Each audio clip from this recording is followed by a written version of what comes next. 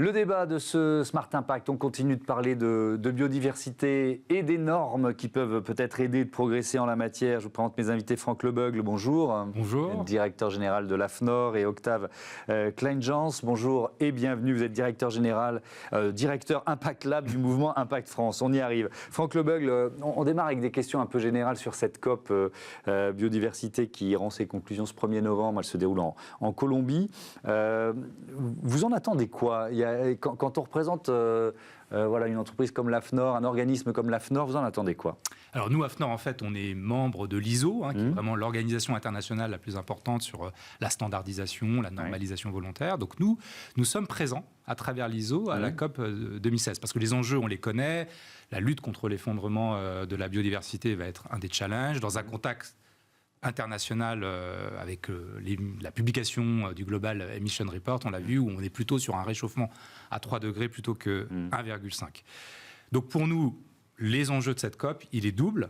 Il est changer la culture des acteurs économiques pour qu'ils prennent en compte la biodiversité comme un actif primordial dans leur stratégie d'entreprise, que ce soit au niveau des risques ou d'un actif, et d'une création de valeur, et puis aussi qu'ils mettent en place des plans opérationnels pour prendre en compte la biodiversité. Et c'est par l'intermédiaire des normes, j'y reviendrai peut-être tout à l'heure, que je pense on peut y arriver de manière coordonnée au niveau mondial et pas au niveau uniquement national. Oui, parce que évidemment, si on est tout seul à se lancer, d'abord l'impact sera moins important, et puis il y a des questions de distorsion de concurrence. Octave Kleinjans, les enjeux de la COP 16, que peuvent en attendre les entreprises ? Plus de normes, un cadre clair, des objectifs clairs ?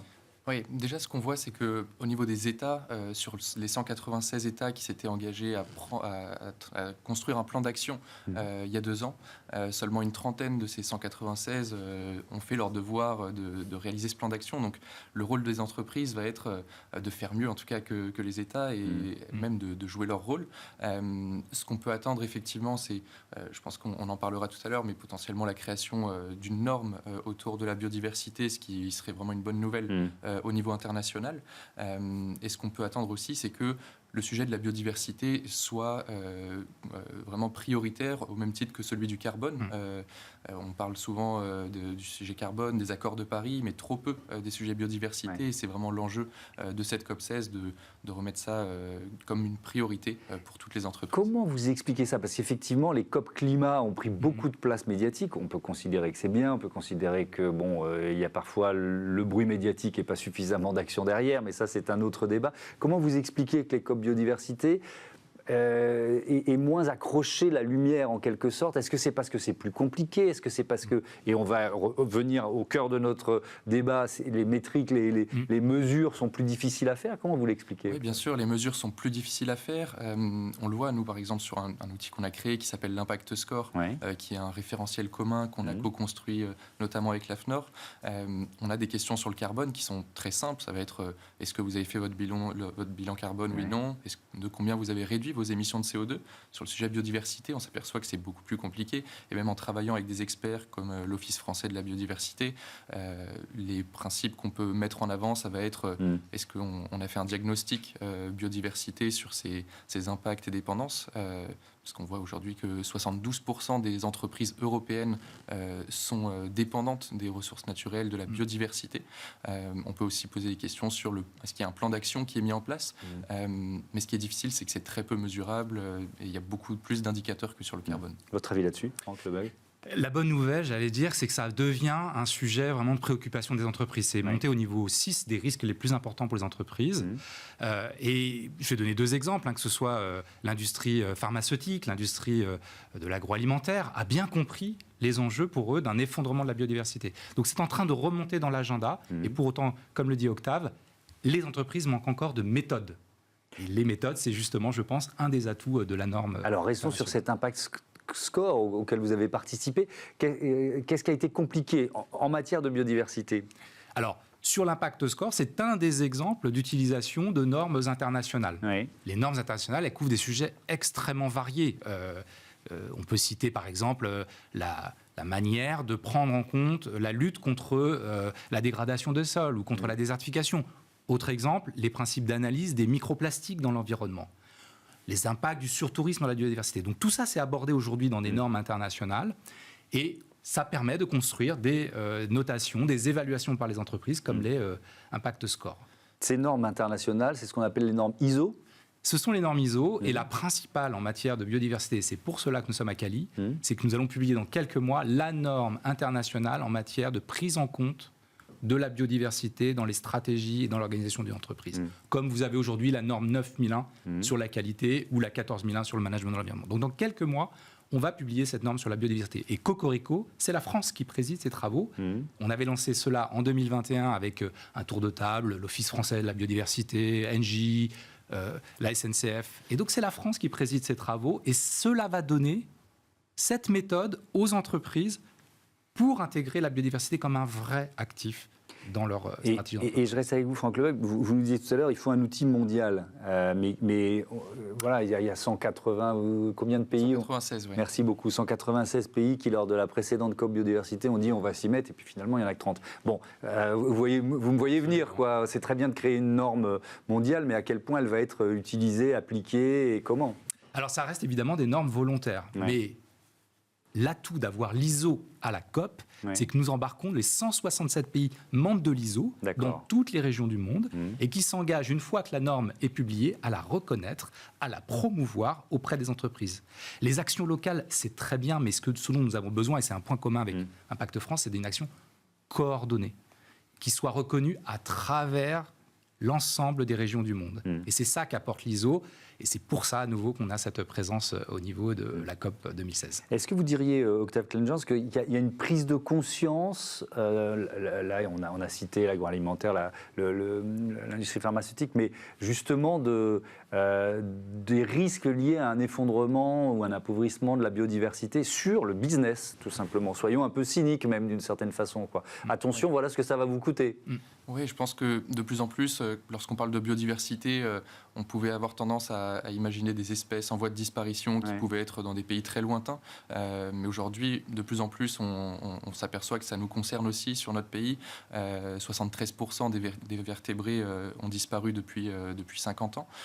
C'est un chiffre qui est assez alarmant et de plus en plus, je pense que pour réussir à sensibiliser les entreprises et les transformer aussi, bien sûr, il y a les normes, mais aussi ce à quoi on croit beaucoup, c'est de faire la preuve par l'exemple que des entreprises peuvent s'engager, que tout ça, c'est aussi quelque chose de désirable pour les entreprises. Pour citer quelques exemples, on va avoir la Maïf, par exemple, qui, l'année dernière, a décidé de reverser 10% de ses résultats pour un fonds qui s'appelle Maïf pour le vivant, qui va soutenir des projets qui protègent la biodiversité.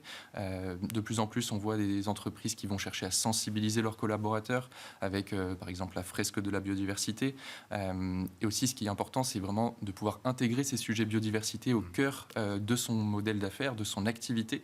Et de plus en plus, dans le mouvement Impact France, on est ravis de voir émerger des projets à impact positif sur la biodiversité. Par exemple, Morpho, qui, grâce à des drones, va replanter des arbres de manière très grande, à grande échelle. Ou Pili, par exemple, qui va lutter contre les pigments d'origine pétrochimique, qui va les fabriquer de manière naturelle. Donc ça évite de polluer tous les fleuves, notamment en Chine, dans lesquels on retrouve des colorants. Je me souviens du jour où la Maïf a annoncé la création de ce dividende écologique. Le même jour, Crédit Mutuel, Alliance Fédérale, annonçait la création d'un dividende sociétal avec le même principe de reverser, je crois que c'est 15% de leur résultat net, alors pas seulement à la biodiversité, mais à des entreprises, des associations qui œuvrent pour un impact positif. Et à l'époque, c'était quoi? Il y a peut-être 2 ans et demi de mémoire. Ils désespéraient l'un et l'autre, l'une et l'autre entreprise, que ça créerait un mouvement et que dans les entreprises du CAC 40 ou du SBF 120, il y aurait, tout le monde s'y mettrait. Bon, je ne l'ai pas beaucoup vu, ce mouvement. Qu'est-ce que vous pouvez en dire? C'est vrai qu'on y est encore, c'est encore assez peu répandu malheureusement. Sur le mécénat, ce qu'on voit aussi, c'est quand même de plus en plus de PME arrivent à s'emparer du sujet du mécénat et donc reversent une partie de leurs résultats des associations. Et donc ça, c'est notamment grâce à des dispositifs comme 1% pour la planète, voilà, qui a vraiment apporte une belle image de marque aussi et qui qui permet de s'engager. Je pense que Léa Nature, par exemple, est un bel exemple, mais effectivement, on voit trop peu encore de mécénat sur ces montants-là. 10% du résultat, c'est quelque chose d'assez important. On en voit trop peu sur les grandes entreprises pour le moment. Ouais, Franck Lebel. Non, juste, il faut savoir que ces normes internationales, ces standards, ils sont là aussi et beaucoup pour aider les PME et les TPE. C'est paradoxal, mais quand on regarde l'utilisation des normes internationales, je vous en citais quelques-unes qui sont déjà en place, majoritairement, ce sont les PME et les TPE. Et elles ont besoin d'outils pour s'organiser, pour prendre en compte des objectifs sur la biodiversité. Comment elles les utilisent? Ça permet de définir un objectif, de progresser, de communiquer aussi? Absolument. Les 3 volets sont dans toute exigence normative qu'on s'impose, je le rappelle. Donc, communiquer, s'engager, et puis avoir une méthode. Le GBF, le cadre global sur la biodiversité, il pose des objectifs, il fixe des engagements, mais il ne dit pas le comment. Le comment, c'est dans la norme qu'on va retrouver la méthode de prise en compte de ces objectifs dans son organisation. Et finalement, le levier des entreprises, il vous semble aussi puissant, plus puissant que le levier des États dans ce combat?